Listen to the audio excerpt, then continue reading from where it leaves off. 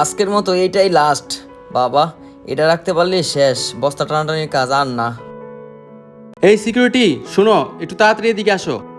জি sir, আসতাছি। জি sir, বলেন।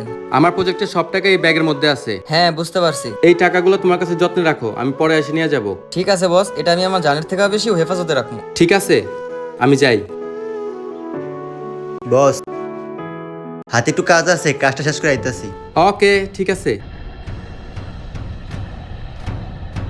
বসে এই ব্যাগটা সামলায় রাখতে কইছে। এক কাজ করি, এটা এখানে লুকায় রেখা দিই, তাইলে আর কেউ দেখতে পারবো না। এখন ঠিক আছে। ব্যাগটা রাখছে, চল ব্যাগটা লই। চল চল।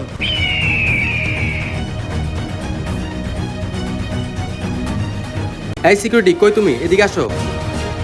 ঠিক আছে বস। জি বস, বলেন। প্রজেক্টটা ফাইনাল হয়ে গেছে, এখনই টাকার ব্যাগটা নিয়ে আসো। ঠিক আছে বস, 1 মিনিট দাঁড়ান। হায় আল্লাহ, এখান থেকে টাকার ব্যাগ কই গেল? আল্লাহ, বসে তো আজকে আমার মাইরেই ফেলাইবো, কি করবো?